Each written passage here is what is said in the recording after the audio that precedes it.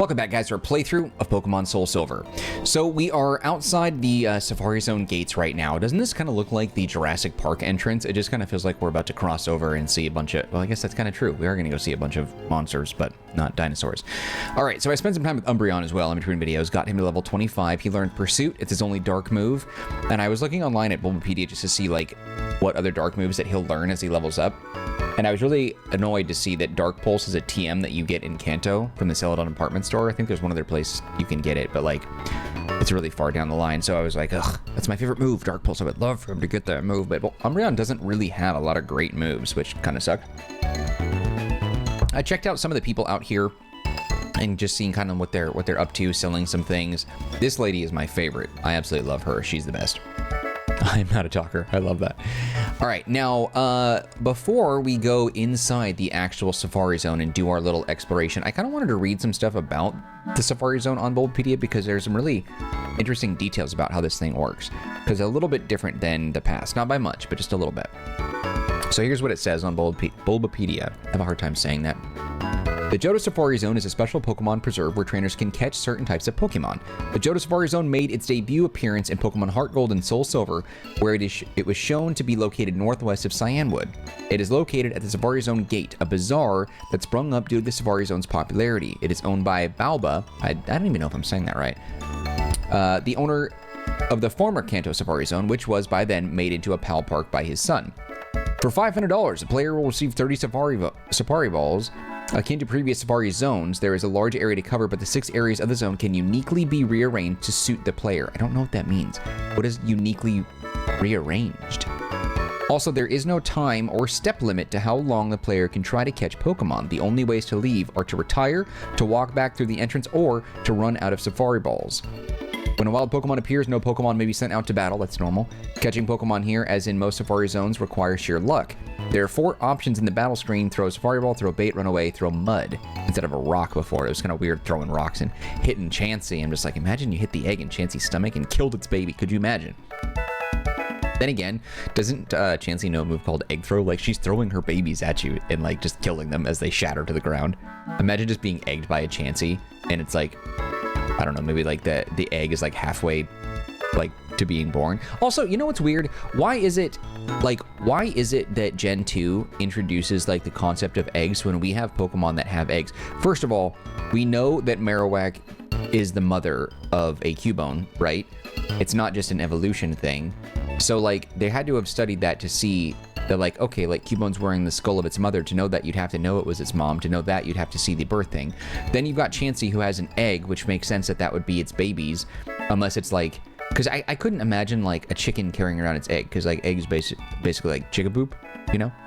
So like I don't really understand like why a Chansey would hold on to an egg if it wasn't its baby, and it's in a pouch, which is something that I think what marsupials do. Kangaskhan, on the other hand, too, has a baby like in its little profile image, like its little sprite. So it's always got its baby there.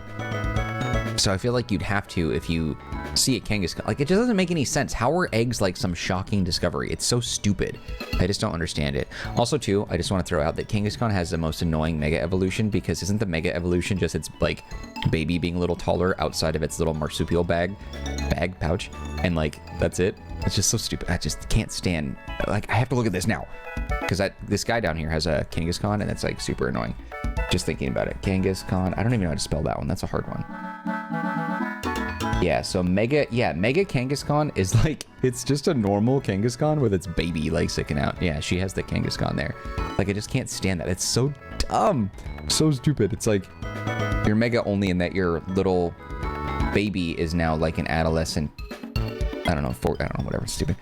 But yeah, so the whole thing really bothers me. Throwing bait makes a Pokemon less likely to run, but makes it harder to catch, while throwing mud does the reverse, making it easier to catch but more likely to run. The Safari Zone can only be accessed once the player has healed the sick Ampharos Amphi in Olivine City's Lighthouse. Alright. And it says, this Safari Zone works identically to the Great Marsh. Pokemon are made easier or harder to catch by modifying the catch rate of a Pokemon. Each Pokemon appearing in the Safari Zone also has an escape rate representing the probability that they flee from a battle. Pokemon's escape rate is identical across all Gen 4 games, however, their escape rate are not defined in... Liz, can I delete numbers? Seriously, how do I delete numbers? I don't ever want her to call me again. I just don't... Forgot what you were going to say. I have to. There has to be a way. There has to be a way. Please, God, let me delete her number. Can I sort? Move to, like, is there like a trash button? There has to be a way. I have to find out. I don't want her to ever call me again. Delete numbers, SoulSilver. Is there a way? Nope, you're stuck with them. Damn it. That's so annoying. Also, too, I don't even know what the Great Marsh is. What is this nonsense about? Sure, man. Whatever. I don't even know. How do you cancel out of this? What the hell? Weird. The Great Marsh. Pastoria City, Region Sinnoh. Yeah, I don't remember. I don't recognize that at all. That's weird.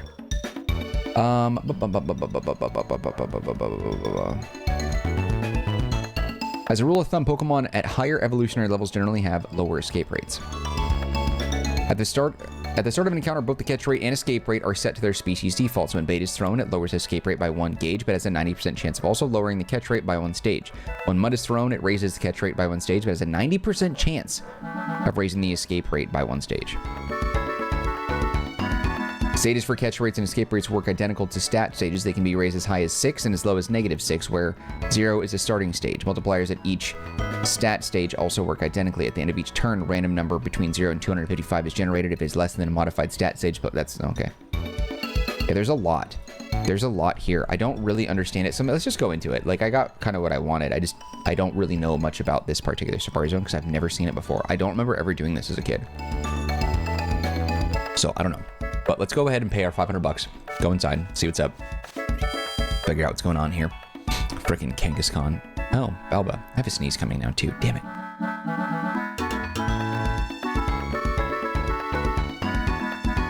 Okay, I don't even know if this works. I saw it in cartoons, but I feel like this is like a distraction or something. Hi, I've been waiting for you. What do you think?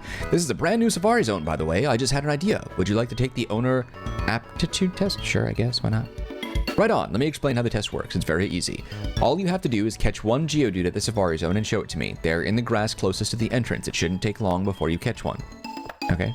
Hi, is your first time here at the Safari Zone? Yes, it is. At the Safari Zone, you can enjoy a Safari game where you are given 30 Safari Balls to try to catch Pokemon. When you have run out of Safari Balls, the game is over. When you see a Pokemon, you can choose to throw bait or mud. If you throw bait, Pokemon tend to stay, but will become more difficult to catch. If you throw mud, it'll become easier to catch, but the Pokemon may flee. Have fun at the Safari Zone. I'm sorry, but this can't be used yet. Warden Balba has a great plan for this machine, or so he says, but even we don't know what it is. It's a secret. It's still under development. Okay. Welcome to the Safari Zone. For just $500, you can play the Safari game. You can roam wide open Safari Zone and catch whatever you like. Would you like to play? Not yet. What was over here? I'm sorry, this cannot be used yet. What is this place? Okay. This is the reception for the Safari Zone link, or should I say, is going to be. We're still not ready. Please come back later. Safari Zone link. Okay. Now let's go ahead and just go into the normal Safari Zone then. Welcome to Safari Zone. Okay, we'll say yes. All right.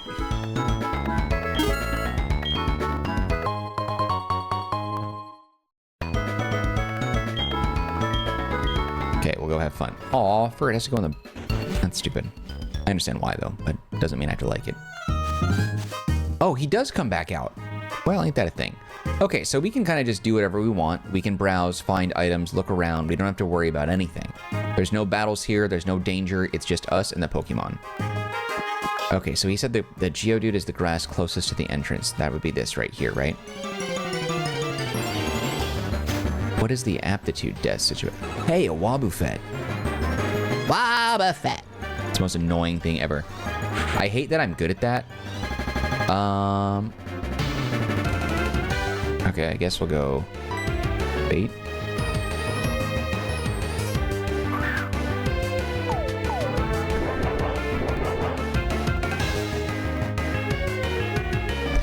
Just watching carefully. Okay. All right, let's see. If I do, I wonder what the chance is for the ball. So if I just say ball, up and B is how I do it, son.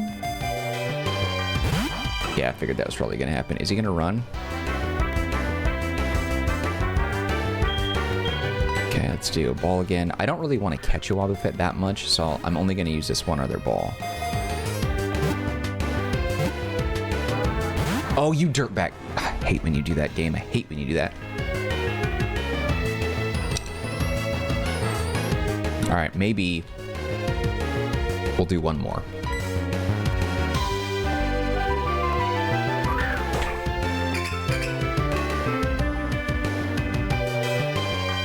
Still watching, so we have a better chance now. Okay, last ball.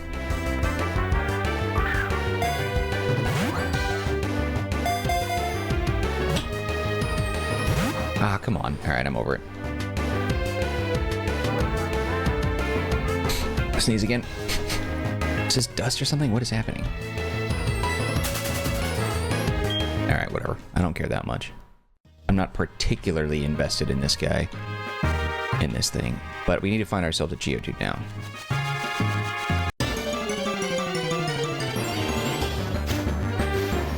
There we go. Yeah, so everything here would be optional, right? So that means that I don't actually... Yeah, I don't remember ever being here. The mud on its head. That's fantastic.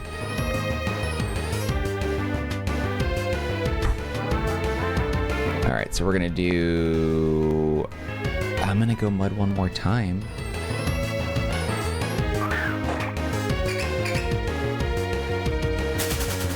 Okay, that's on me. I should have expected that was gonna happen. All right, just gotta... Yeah, I don't know. I never really knew that about the tiers thing. That's fascinating to me.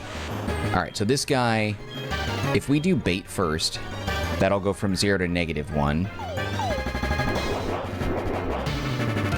Which doesn't really matter if I throw... Now, well, it's stupid because if he's at -1 now, then I throw mud at him and brings him right back to 0. So what's the point? That sucks. If I do... Yeah, one more mud. Come on. Nice. Okay, so we're gonna go ball now. Up and B. That's my style.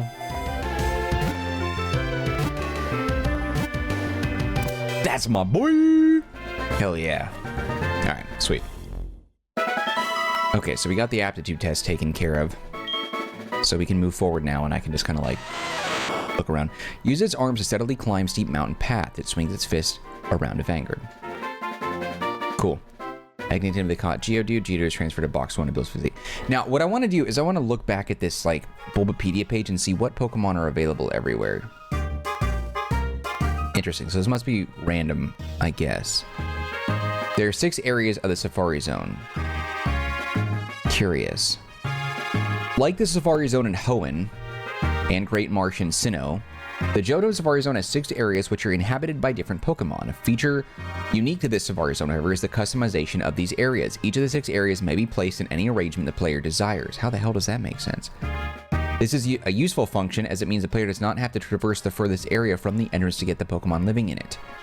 That doesn't really bother me that much. This is taken even further due to the fact that there are 10 unique defaults from the moment the Safari Zone is unlocked. Customization happens on the DS touchscreen. By dragging and sliding the tiles with the stylus, the player can move them with ease. The exits to each area are arranged so that they can see conceivable arrangement of areas is possible up to 2.9 million? What? There's 2.9 million combinations for this? How is it even possible? There's only 6 areas. How does the math work with that? In each specific area, the player can choose from several different objects and put up to 30 into the area, which can potentially draw out rarer Pokemon. Pokemon not found in the area, or Pokemon not found in the zone any other way. What? The specific layout of the Safari Zone may be shared by multiple players at one time, like other events Gens 4... Huh?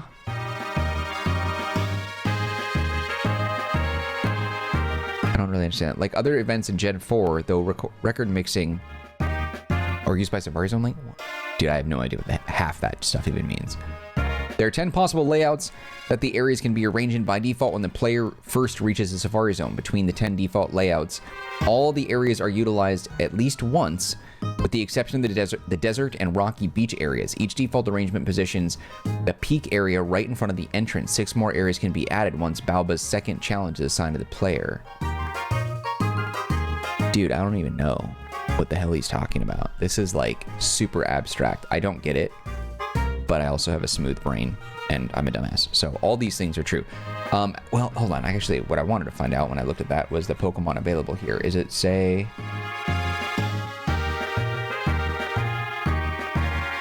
Interesting.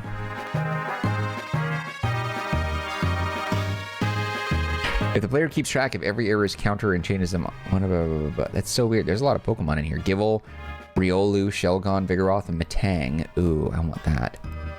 I would get rid of Alakazam for Metang. Shoot, how do we get you? Solrock, Torkoal, Croagunk, Brava, Shuppet. But are these for Soul Silver or are these for Platinum? Is it all the same? Like, I don't even know. Interesting. So here, it looks like to unlock every species in the area, it needs to be active for at least 60 days, after which Vigoroth becomes available by placing the necessary blocks. Dude, I'm not doing all this. That is so complex and complicated. Geodude, Graveler, Magnemite, Magneton, Magmar, Wobbuffet are all available here. Interesting. The following are block-based encounters for Zavari Zone's peak area. Fearow, Paris, Slowbro, Magmar, Wobbuffet, Lanoon, Vigoroth, Lyron, Zangoose, Feel, and Bronzor. Fearow, Sandshrew, Sandslash, Cubone, and Marowak. Wait. Sandshrew can appear in Soul Silver and Sandslash as well with this? That's curious. I don't understand all this. You guys have to help me. I have no idea what's going on. This is so weird. Oh, Smeargle's available over in the plains. I know who I'm looking for, though. I have a specific Pokemon I want. Ponyta, Fergus, Stantler, Houndoom? He's a block-based encounter. Okay, I was gonna say, Jesus. I'm looking around. There's a lot in here, but I don't care about most of you. Oh, Gyarados is also available in here. Block-based for the Meadow. Riolu as well. Forest, Pidgey, Bellsprout, Ghastly, Haunter, Mr. Mime, Mr. There's a lot of Pokemon here. I don't really understand how it all works, really. But there's a lot of Pokemon in here that you can get that typically wouldn't be available. Beldum. That's the one that I want. Because Metagross is one of my favorite Pokemon ever. Let's see. Is there any other place that he's available? Trade Fortress to Steven at Silphco. Safari Zone. Forest with 63 peak points. Dude, I want him so bad, and I have no idea what that even means. I don't have time to read all this. That's overwhelming. How were any players expected to know this? This is like totally nutso. Yeah, it needs to be active for 110 days, dude. That's a D. That's not happening, dude. I am not dealing with that. All of that sounds terrible in every way. I don't like that at all. This is nightmare. It's just so complex. I have no idea what these block things are. 110 days, like, are you kidding me, dude? I don't have time for that. Does anybody have time for that? Are you serious? Has anyone grinded that out? 110 days. Dude, come on. That can't be right? There has to be some like loophole to that. Because in my mind, I'm thinking like you want the game, like if that's not even like the final area too. Like, are you trying to tell me, honestly, are you trying to tell me that the swamp needs to be available for 110 days? I don't get it. I don't get it at all. I don't get this even the slightest. I just can't. There has to be something I'm missing. To unlock every species in this area, it needs to be active for at least 110 days for the forest as well. Okay, so forest and swamp, 110 days. After which Bronzong becomes available by placing the necessary blocks. What are the... Dude, what the f does that mean? The following are block-based encounters for Zavari Zone's forest area. Dude, I don't get this. If I leave... What the hell is this? Why does it make that noise when I'm walking over whatever that is? Because, like, none of the Pokemon are interesting to me here right now. If I could get Beldum, dude, oh my god, that would be a dream. Because Metagross is one of my favorite Pokemon. Steel and Psychic type. I mean, I could trade to get that that one in the Silphco, but, like, dude, that's so far. I don't like that. I don't like it when my favorite Pokemon are so late in the game. It's like I barely even get a chance to use them. I get that not every Pokemon can be available on Route 1, but, like, come on. Yeah, dude, it's 500 bucks. I don't give a crap about this. Certainly. Through returning as far as manage. You have fun? Please come by again. I wonder if I can, like, save it, set my clock forward by, like, a year and see if this works. Here in the grass close to the entrance. It shouldn't take long. Wait, show me the Geodude once you've caught one. Are you... Dude, come on, man. So I have to freaking go, like... Alright, whatever. It's totally nuts. This is like the most ridiculous system I think I've ever seen. I'm upset because it's hard. I don't want to deal with that. Damn it. Hit the wrong button. No, son of a...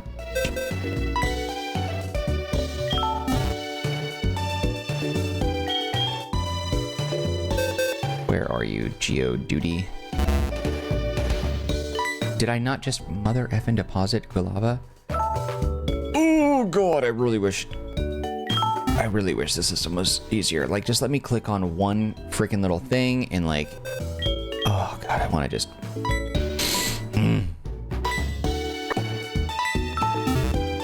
Okay, I get that's on me, but like, seriously, clicking around through all these menus is just driving me nuts. All right, no, get out of here. I've also noted there's like a lag when you're in the PC and you're like toggling around, like super weird. The controls are slower for some reason. I don't really know why.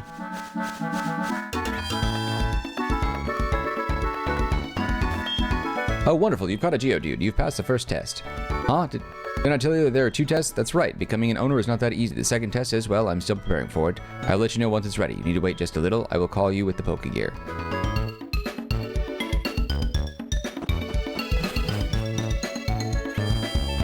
What is the point? That's... Oh, I want to die. I don't... Man. Is there... The thing that's tough about this is that, like, this has to do with the days. If it says 110 days, the days that pass, it's, like, real time. So you expect the player to, like, come back in 100 days or something? Like, that can't be right. That doesn't make any sense. That's so absurd to me. I just can't accept that. I just don't get it. I don't get that at all. So there has to be more to this, because that's so crazy. All right, let me see.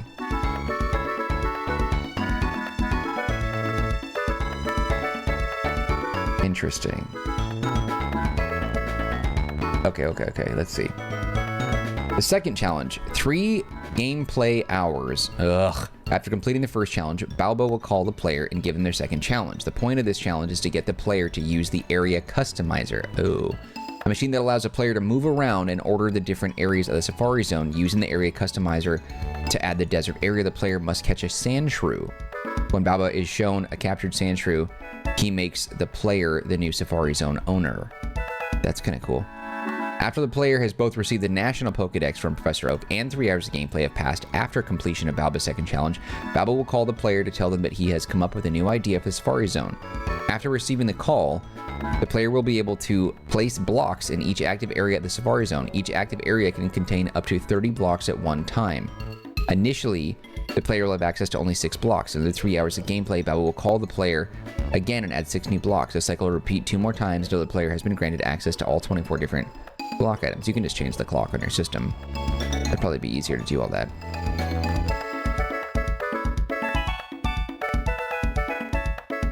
That sucks. Damn. There's so much to this, and it's like crazy frustrating to me that I can't do anything. So is it... Damn. To unlock every species in this area, it needs to be active for 60 days. Bronzor becomes available after 30 days. And Spheal becomes available after 40.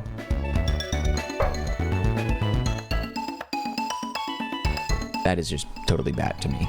I can't even with that. I mean, there's not really much else for us to do. I mean, I guess I can just go back in and just like browse around and see what I can catch. But look, there's nothing interesting here. Geodude, Graveler, Magnemite, Magneton, Magmar, Wobbuffet. Magmar's not even available at night. Wobbuffet's available 20% of the time with at night, and then Magneton and Magnemite are at 20%, and then Geodude's at 40%. Graveler's not available at night either. So it's not really interesting. There's nothing I could really do. I can alter the clock if I want to. All right, let's do that then. All right, let's do a quick little save. We'll alter the clock, and then we'll come back, because I want to see what this looks like exactly. Okay, so I moved the clock like 24 hours ahead. Let's hope Balbo gives me a call and we can try to move on. I want to see if maybe, like, he says he's going to call me on the Pokegear, so he's probably going to be mad at me if I talk to him. Slow down. Once the next test is ready, I will call you as Pokegear. Oh my god, 3 hours have passed. Like, what do you want? I wonder, is it triggered by, like, if I cross through, like, some of these things? I just want to see if we can get him to give us a call. In the meantime, let's take a look and see if I can get a couple of Gloom. Maybe I can get myself a Vileplume and a Blossom. Perfect. I actually want a female one because I feel like Blossom has to be female, in my opinion. Actually, let's go Scyther on this one. Or Scyther, Scizor, rather. Sorry, I'm so shocked that this is how the Safari Zone is structured. There's so many great Pokemon here that are locked behind a really tedious and obnoxious system. And, like, all I want to do is get a freaking Beldum, dude. That's all I want. That's all I freaking want. Let's do... No, wait, Status Healer. That's what I want. Full heal.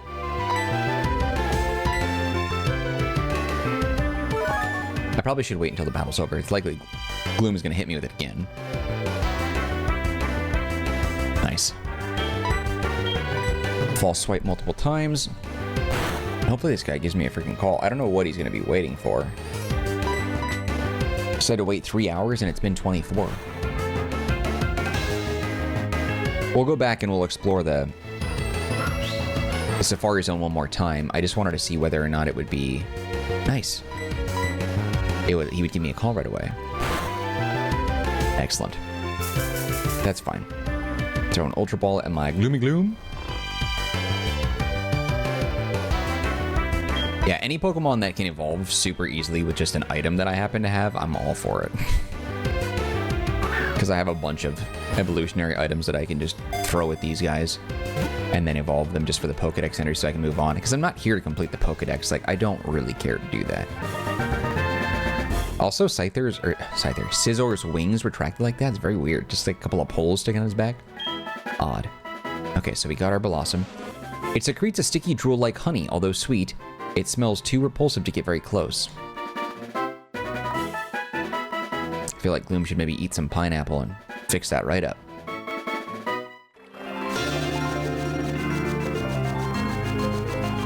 Make it smell and taste sweet, you know what I'm saying?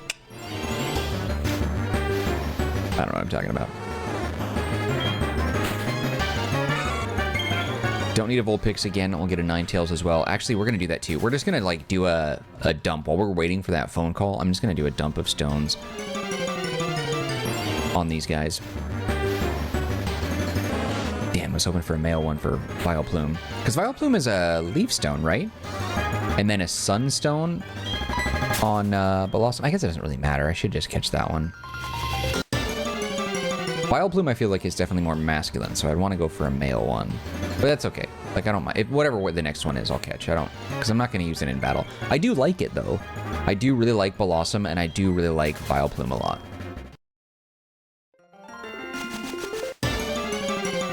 I think Blossom is one of the coolest looking designs in Gen 2, honestly.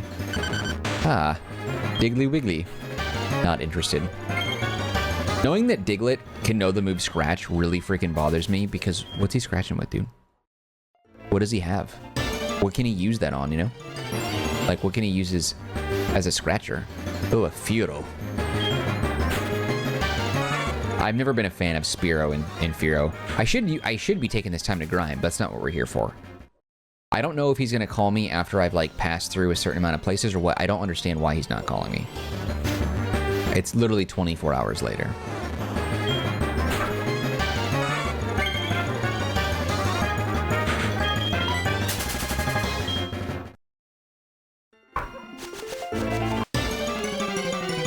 Come on, one more Gloom. It doesn't matter what the gender is. I'll catch it. Another Diggly.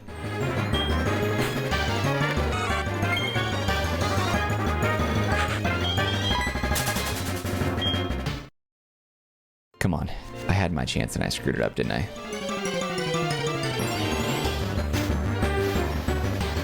Tauros. Yeah, I already caught one. Tauros back in the Gen 1 days for Safari Zone was like the place. Like that was the spot, like the Pokemon you wanted to catch. It was like super duper rare, hard to get that. It was Tauros, Kangaskhan, Scyther, and Chansey. those guys, Tauros especially, super duper tough. Super duper tough. I think Tauros for me, in my Gen 1 experience, the Safari Zone was like the hardest Pokemon to catch. Well, no, Chansey was hardest. And then it was Tauros. And then it was Kangaskhan. And then it was Scyther. But I always went after Scyther more.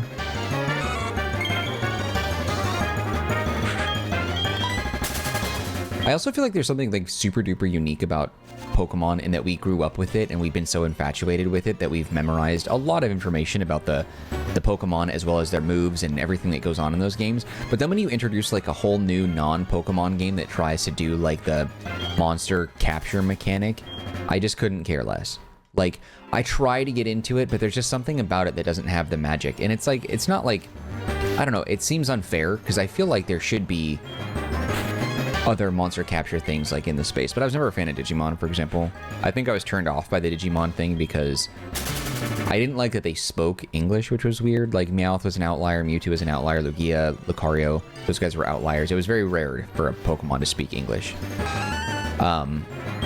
But for like Digimon, how they spoke, it was just a little weird. There was something cringy about it. And no offense if you like Digimon, I'm not trying to, you know, knock on you, but like, I don't know. It was also tough because like in high school, the kids that liked Digimon were the ones that were, you know, playing Yu-Gi-Oh cards and Bakugan and whatever. Perfect. On the, at lunch and stuff like that. And, you know, doing Naruto runs in the hallway. And like, those guys are probably like millionaires now and they're my boss. But, no, probably not. They're really socially awkward except with each other. So they're probably exactly where you'd expect them to be. On Twitch. I am just not, I don't know. It just felt weird being into it, so I never gave it a shot. But I'm sure, I don't know, I'm sure that Digimon is probably fun at some right. I will say this, I did see some of the Digimon characters and some of like their final evolutionary stages or whatever they were in Digimon were pretty dope. But the English speaking thing made them too human, which made them less monster-like, and that always bothered me. I just wasn't into that.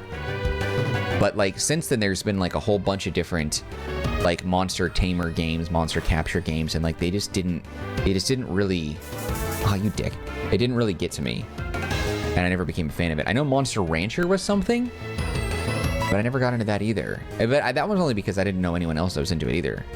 I think maybe there was an animated series or something, maybe I caught an episode or two of that, but like I never got into Monster Rancher games. I don't know really anything about it. No one ever talks about it now. I don't even know if it's like a franchise that's still going. But there's a bunch of indie games out there too, like Pal World and whatever and all that stuff. And Pal World was fun and has some really great stuff going on with it, but like I wasn't interested in like the survivability of the game. That they did a really good job with it. Like it, so for me it was just, it's a game preference thing. Like I just didn't care for that.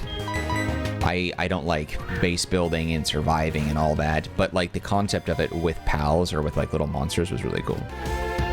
Who knows? I might even change my mind about that if they ever did a Pokemon game that was Survivor or survivability or survive type games and fort building and all that stuff. I might actually be interested. All right, let's go evolve these dudes. Heal my team, evolve them up, and see what's up. But like, I really wanted to give a lot of those a try, but like, I don't know. I just couldn't do it. There's just something special about Pokemon. I think, honestly, you know what it is? I think for me, because as a kid, I was so invested in Pokemon, and by that, at that point, when you're super duper young, your brain is like absorbing information and like just, it's a sponge, right? It's just taking things in like super duper easily. But what happens is like, as you get older, I find, for me personally, and for people I've spoken to about this, have said that like they have a hard time learning new things, or their brain just isn't working the same way. You forget things, like I forget things that I'm doing like in the middle of the video. But like, I find that like, for example, when I was in high school, I was really great at math. I was really great at algebra.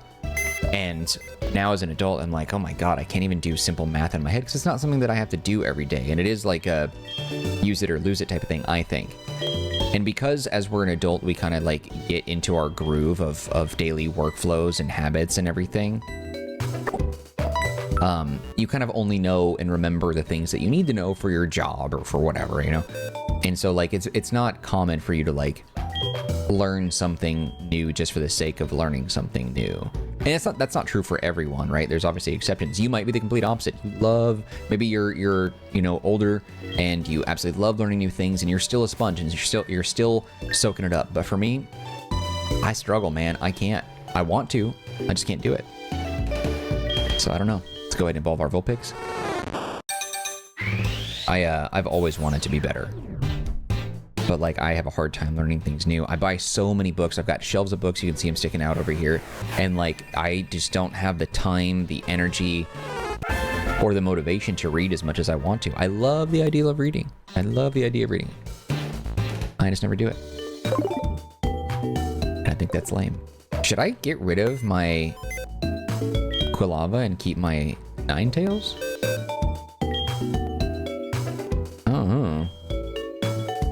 I'm wondering now, should I get rid of? I'm not sure. Because like Quilava looks super stupid, and so will Typhlosion without the fire exposed, which is specifically just in my layout. It's not actually like game, right? I don't know. Because like he looks pretty cool here, this fire sticking out and everything. Oh, I'll think about it. Maybe I'll get a Ninetales on the team. Alright, so we got you. Let's go ahead and evolve you real quick. Baggerino. Okay, so we need a Leaf Stone, right? Isn't that how that works? Yeah. Gloom is evolving into Vileplume. I love Vileplume. Its Gen 2 sprite is like one of my absolute favorites. It's just so cool looking. Looks great here though, the shadows and everything.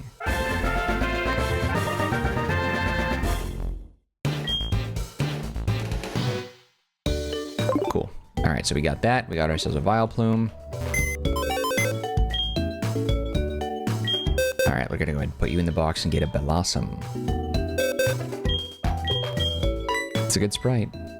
I bet Erica will have one when we get to Kanto. But like, we're not even done with the gyms here and like all the other stuff that we have to do before we can get out. Like we're so far removed from any of that stuff. We've been doing some like side things, and the Safari Zone episode is like, it feels like it's a really long episode. Beverly, dude, wrong call. Hi Mark, this is Beverly. Were you awake? My husband got some nuggets. If you'd like, you could have one as thanks for helping me out. I'll be at a national park. Oh, very cool. Yeah, I'll take that money. I'll take that money, son. I'll take your money. I'll take your money. Sorry. All right, let's see. And then I think the Sunstone is what we use. Yeah. To get a Blossom. She's so cute. I love Blossom's design.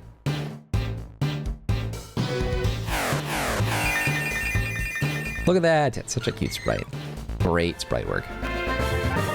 All right, now let's figure out what we can do with Balbo. I don't know if he's gonna call me, because like I know that you can change the date and time and everything, and I did that, but I'm wondering if something got screwed up because I did 24 hours and it's like, I don't know. I'm wondering if something is busted.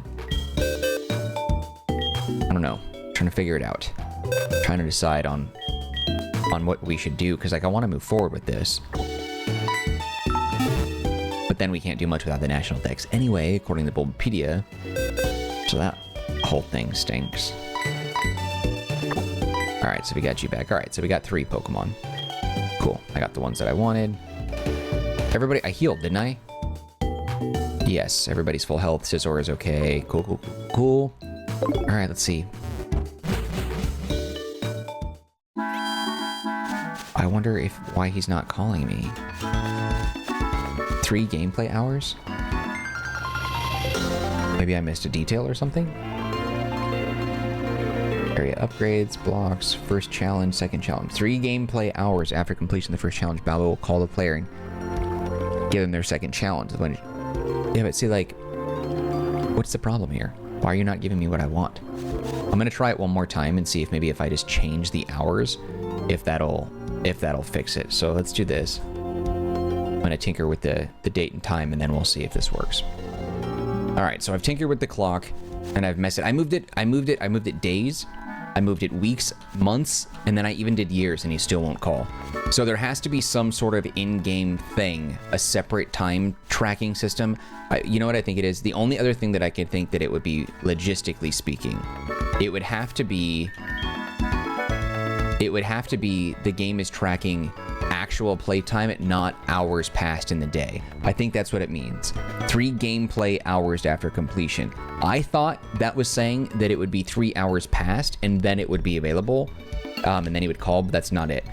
Changing the time, God, that forced phone calls all the time from Chris and Liz and everybody else, Beverly and whatever. So I got a whole bunch of phone calls. So that does confirm that time passing does have a separate mechanic, but it's saying 3 gameplay hours. That means that you have to play the game for 3 hours, not 3 real life hours passed. I could leave the game up and then he'll call. That's probably what I'll do. I'll probably record this episode and then just like let the game sit for like a few hours and then come back to it, and then maybe he'll call me at that point and then we'll deal with it then. But okay, well, whatever, we'll have to deal with that in the next episode, because I'm not going to sit here for 3 hours and, you know, bore you to death with that. But we figured some stuff out. We looked at some things. We tampered with the Safari Zone. I was going to go back into the Safari Zone and like see what other Pokemon are there, but Wobbuffet's the only thing that's interesting, and there's nothing really in there that I really want to do, and I just don't, until we can do more, I just don't care. So I think what we'll do is in the next episode, when we continue with this, what we'll do is it'll be 3 hours that have passed in game, like not IRL, but like I'll leave the game running on it, like just open and available for 3 hours, and then after that we'll change the clock and skip things ahead and try to catch some other Pokemon. So I can get a Beldum right now. Like, I would throw Alakazam in the box instantly for that, because I didn't know you could do that. So, but anyway, we'll worry about that more in the next episode. Sorry, this was a bit of a scattered episode. I was hoping that this would be a little bit something else. Like I was hoping there would be something else going on here, but we didn't really get a chance to achieve a lot of our goals. I mean, we learned some new things, and that's good. But overall, like, it just, yeah, I don't know. It's kind of a bust of an episode, I think. But in any case, if you still like the video, show your love, and you can show your support by hitting the like button. Do not forget to subscribe. Any feedback for me, leave in the comments section. I'll get back to you as soon as possible. Also, don't forget to take a look at the description box. There's some links that might be of interest to you, one of which is a link to the Marcanine community Discord server. If you want to be part of that group, you can chat with me directly. Otherwise, just know that I appreciate you and your time, and hope to see you when we continue with more of our playthrough of Pokemon Soul Silver. All right, guys, that's it for me. Take care, be well. See you next time.